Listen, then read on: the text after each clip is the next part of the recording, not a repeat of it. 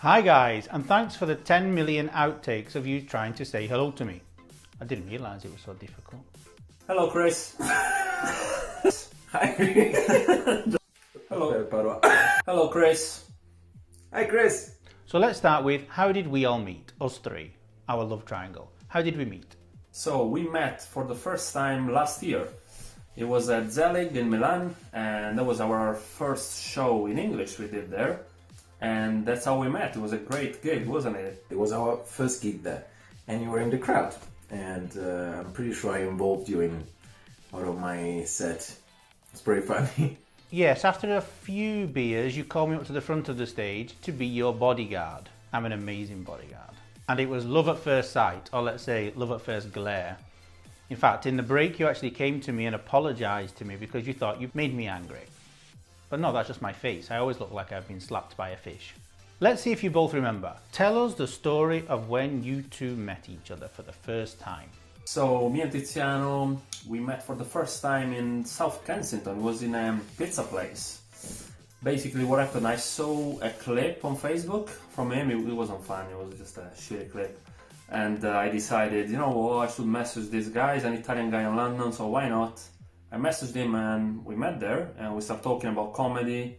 We clicked immediately, so we thought, you know what, I think we should be friends. So yeah, that's our story. So we decided to work together. We did a gig together, and I realized straight away that he wasn't funny at all because, you know, that's how this environment is. There are some people that are not for this, some other people that are for this, and you know, Marco. It's what it is.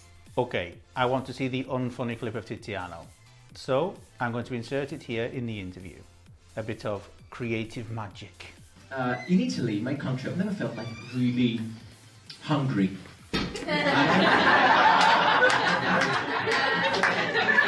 Because, you know, when you live with your parents in Italy, you feel a little bit like Hansel and Gretel, yeah? And your mom is the witch who tries to fatten you up, yeah? Till you're fat enough and she will fucking eat you. And that's how my sister died. She was tasty though. Marco, you're horrible. He's funny in this clip. And where are you guys now? So we are in London at the moment.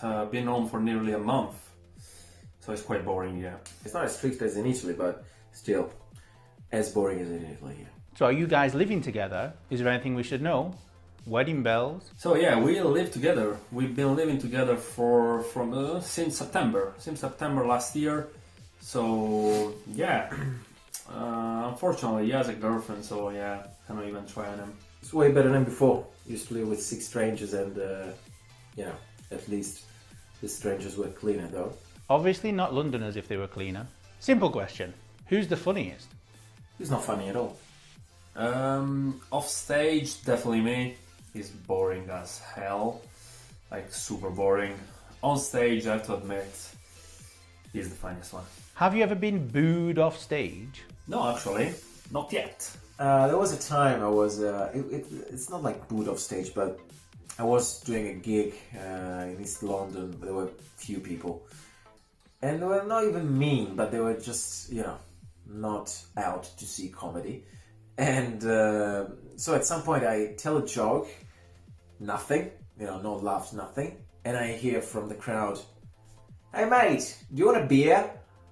So there was a guy offering me a beer just probably to make me stop.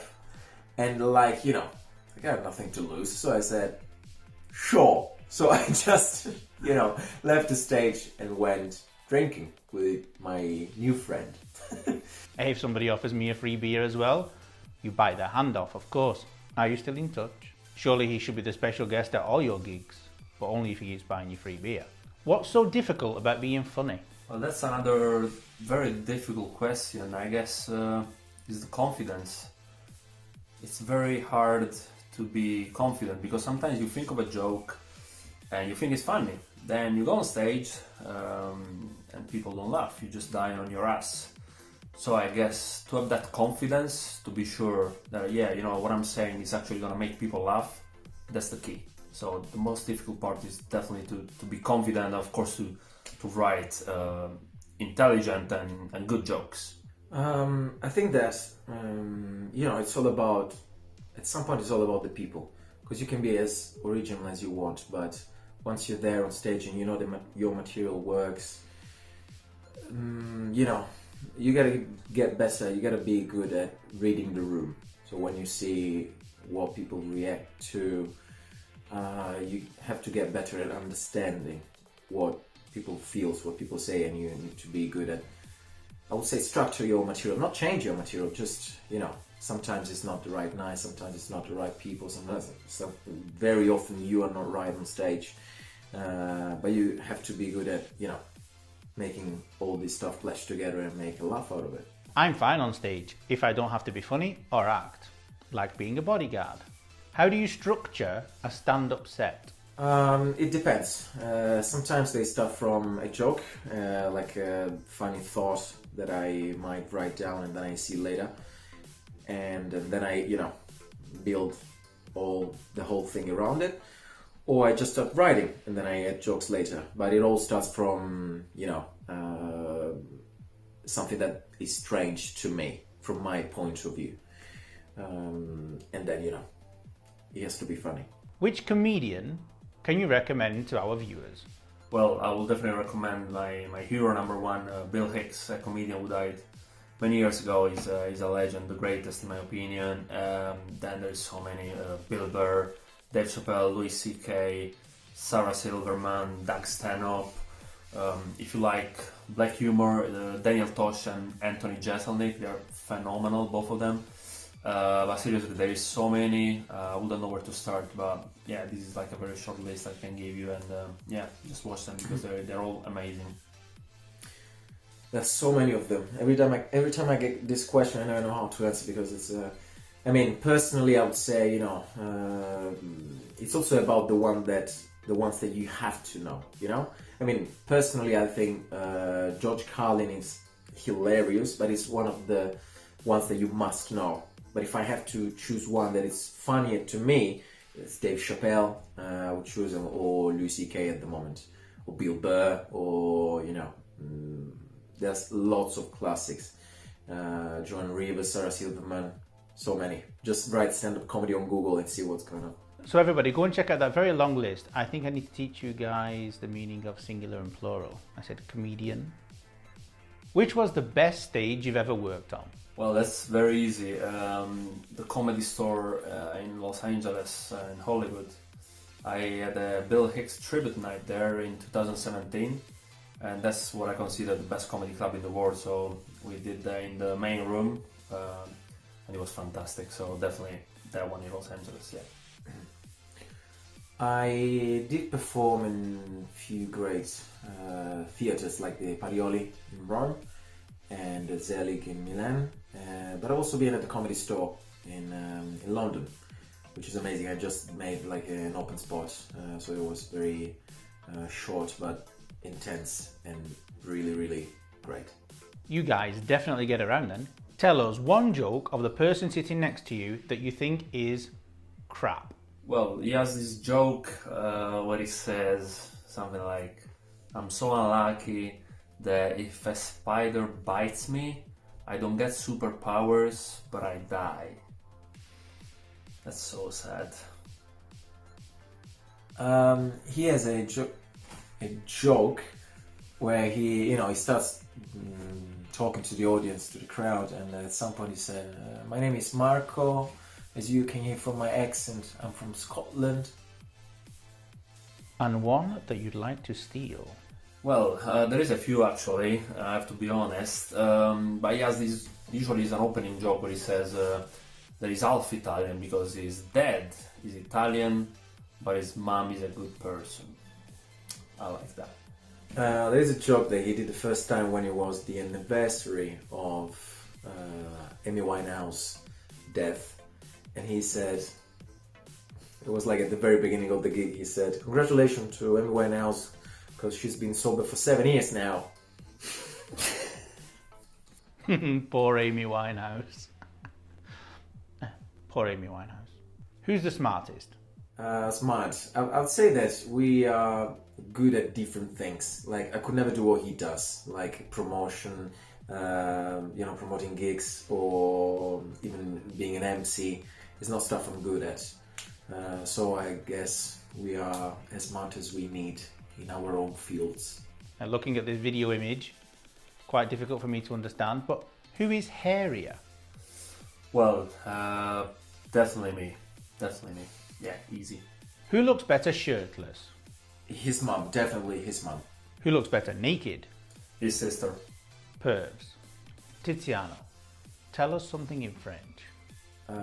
Je mange une orange. Ooh la la, such a flirt. Maybe orange means something else in French, other than orange. Do you use each other to write better jokes? Yeah, especially me when I remember last year when we were in Edinburgh and I had this roast battle. I definitely asked for his advice because he's much better than me at writing jokes. So yeah, I use Tiziano for my jokes. Sometimes we consult each other. It's helpful. Very often, we often like tell each other's jokes before we go on stage, just to have like another point of view, or some other ideas coming from that same thought. So yes, we help each other sometimes. What are your future plans? Well, actually, in the immediate future, we're opening a YouTube channel, so it will be ready within a couple of days.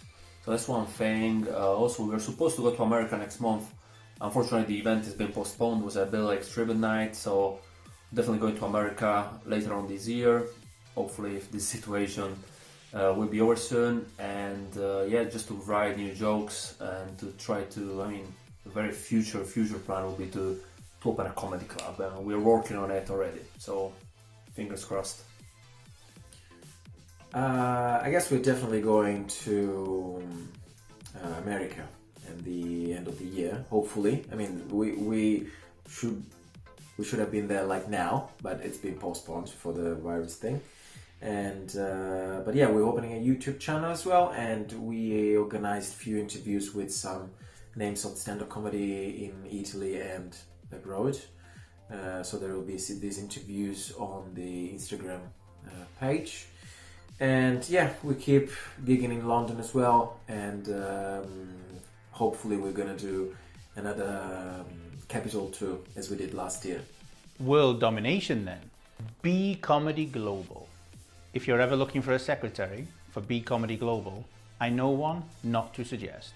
What will be the first thing you do when lockdown is over? Well, definitely I want to go to a comedy club because I miss the atmosphere, and then of course I'm hopefully gonna see my family.